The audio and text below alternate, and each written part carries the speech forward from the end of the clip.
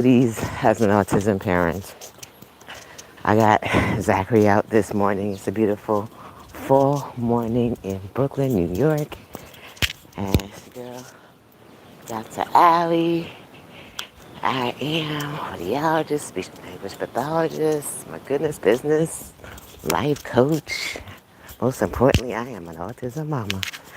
And this young man above me is now 19. A lot of us have seen him grown through different measures, and it's been a journey, ups and downs, ins and outs, highs and lows, and yet this young man is my superhero. So, taking some time out just to work on his skills, developing some more skills before he head off to his next level of ventures. So we've been actually been working on him getting his driver's permit because he won't drive. But before we even get into that, one of the things that Zachary does is Zachary wakes up super early. I don't know if there's any other autism parents or family members out there. If you are, just say hi. Hashtag I love someone with autism. And as we develop his skills, which we've been doing for the last 19 years, shout out to his mama being an educator and a communication specialist, and just somebody who believes in him. So we take time out at different times to work on different skills because I don't rely on therapists. I don't rely on school. Yes, we all work together as a joint group. But hey, mama, how are you? We are walking to the park. Yeah, Zachary woke up super early and I heard him moving around. So I was like, if he's gonna be moving around, time for me to move around. Here he goes, he's crossing the street all by himself, not even waiting for me. He knows this route like the back of his hand. And a lot of the reason why he knows this route is because of repetition, right? He can do so much. We believe he can, so we just take some time out to work on him like everything else. Good morning. Like everything else, it takes constant repetition and belief. And actually doing it. Like we gotta come out here and do it. So as I talk about wellness and I talk about well-being and I talk about self-improvement as an autism parent, it is not always easy because look, he's on his little run. He's running up the street. Back in the days, I was trying to catch up with him, but I've given him so much independence training.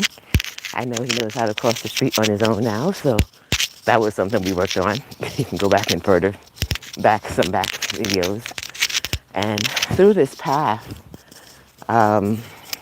it's required a lot of belief.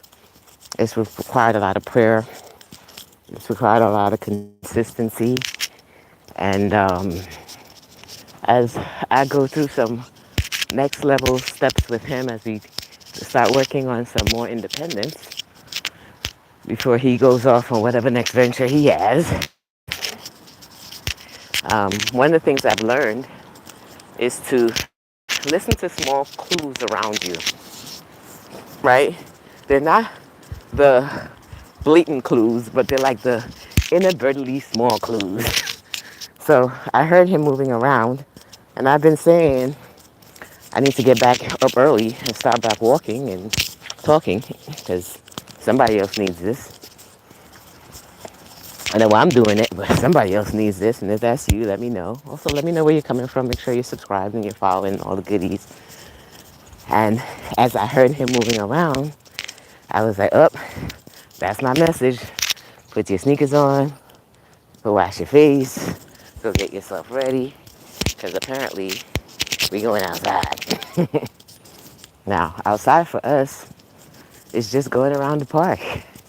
And the beauty of this now with him and his independence, and why I say self-improvement is so important, is that we've done this so many times that even if I didn't want to, he would just come on his own, or I'll let him come on his own. Because, as you can see, We've been doing this route many gazillion times. So I trust him on the walk. I know it's good for him. So if it's good for him, it's good for me. If it's good for me, it's good for you. Get up, get out, move, take whatever messages you have around you and use that as the bigger message, because sometimes I think we'll be waiting for this direct message like, get up and go walk. If that's what you needed, then here, just say me, I needed that, or get up and get out. But I use the indirect message today for self-improvement and for my well-being. And my indirect message was him walking around and him moving around. And as I heard my son start to move around, I'm like, oh, that's my alarm clock. Time for us to get up and get out. And if I'm going to get up and get out, then I might as well go loud. Let me take my little headphones. You guys let me know if you're hearing me okay. And let's see if we can take out and inspire the people. So there he is. He's reached the well. He's taking off his jacket now. He's hot. He's double checking, making sure I'm still with him. Good morning. Good morning. Let me know what part of the world you're coming in from. Might be good morning, good evening, good night. Not sure. So as his indirect subliminal message of mama, let's go. And I like to say this because I have a lot of autism parents with their kids sometimes are eloping or they're going out without requesting.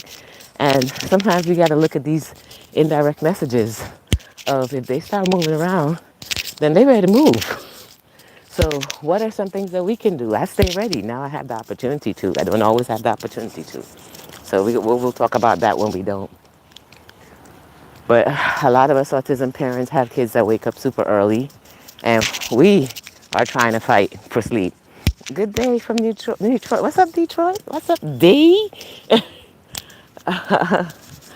um, what's the saying that you guys always say in Detroit? I forgot it.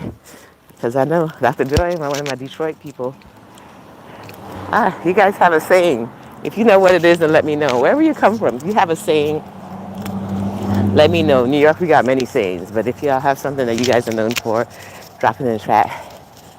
Anyway, so I took it's a subliminal message of get up to go walk because, mama, I'm up.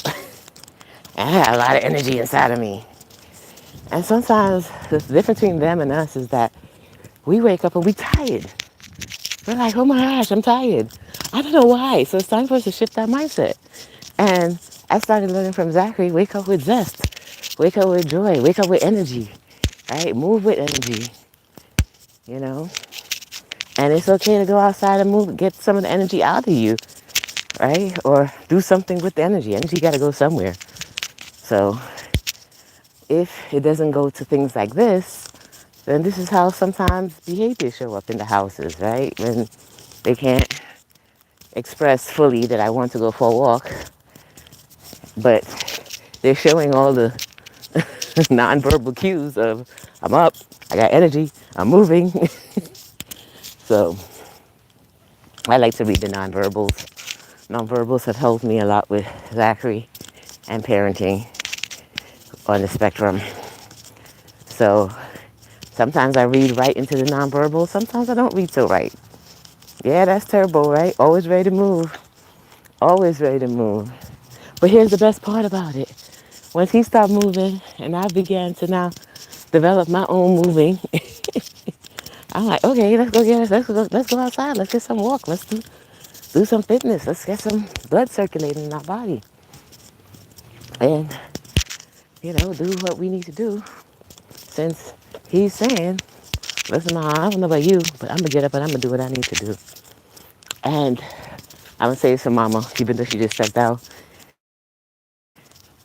If you can't get up and go out, then use this opportunity to just move some limbs around because we're grateful to have the limbs. So let's start off right. We are so grateful to have the ability to breathe today, the ability to move our limbs today, move our shoulders, move our arms, move our hands, move our waist, move our feet.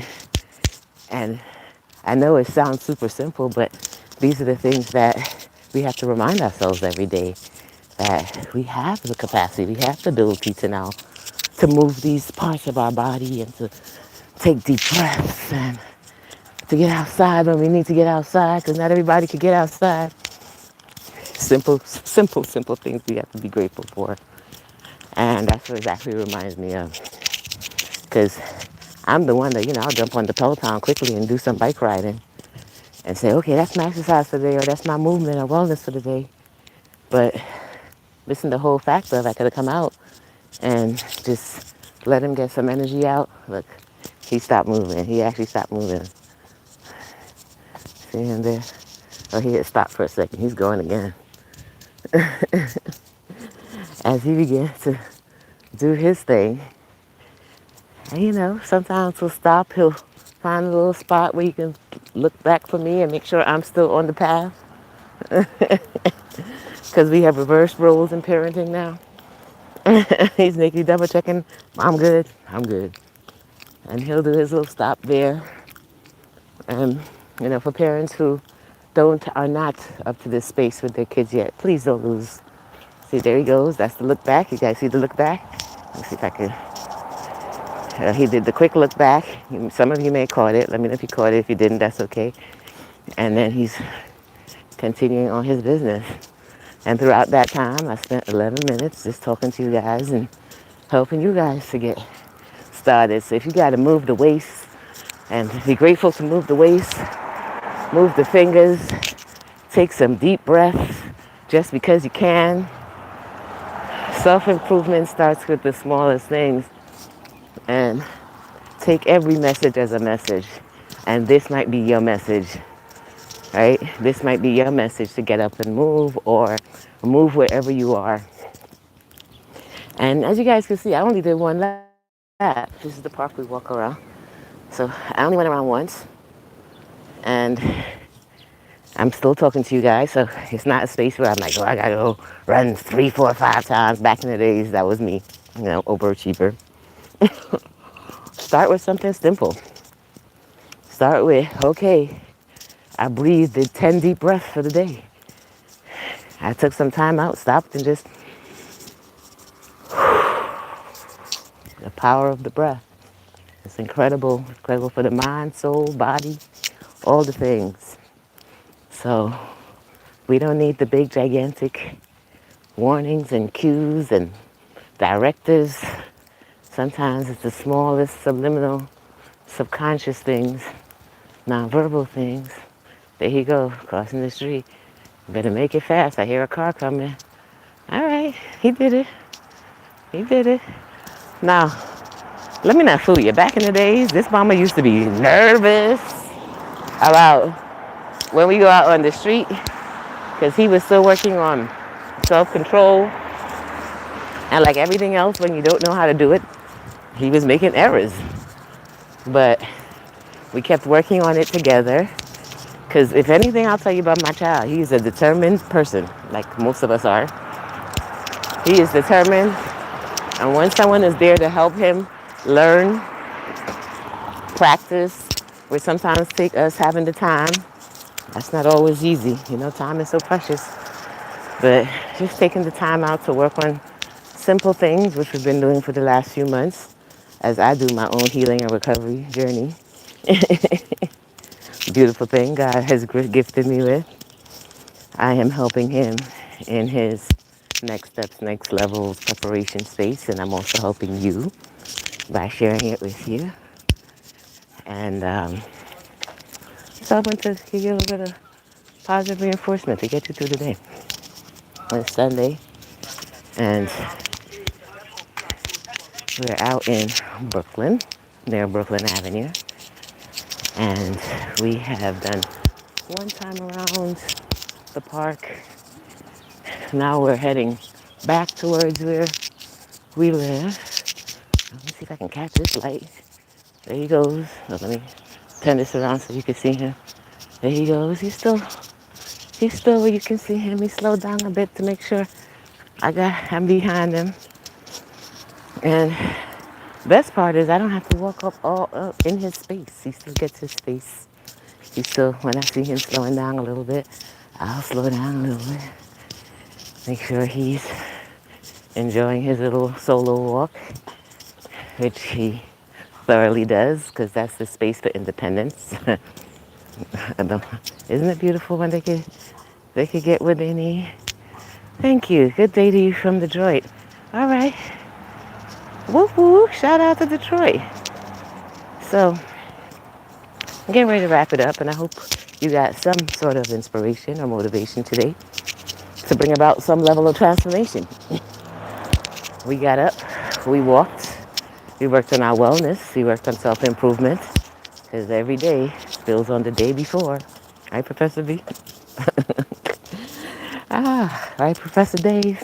Every day builds on the day before. So even if it's just a few minutes, we get out, we do our walks. So now he got a lot of his energy out. I got a lot of energy out. So whatever happens for the rest of the day, oh mama, I'm coming by you to come help you out a little bit. A little bit after midday. We're gonna go and relax first. And get grab something to eat. But this is what it looks like for self-improvement. It didn't start off like this, y'all. I'm just bringing you into the journey. And there's actually the days when he said, Mom, I actually want to go and jog today. I'm like, jog? And I said, okay, you can jog, but don't jog in the street. Jog when you get to the park. Jog around the park, and then walk back home. So he has specific directions of what he can do, which works for me, and works for him, and works for us. You guys get to decide on your own what works for you. I can't tell you that because only you know your path and you know your life. But get out there and do something because improvement, every day, some level of improvement must happen. If not, then what's the purpose? Can't just be the same every single day.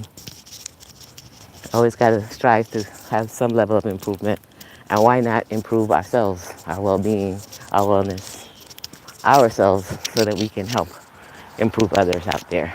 That's all. This is simple, but it works. It works. Let me know if it works for you. Works for us. Hopefully it works for you too.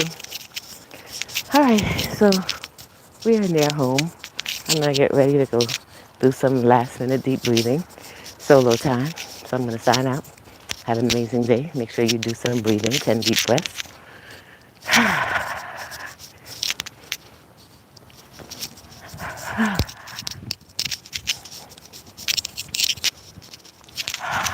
I'll catch you guys.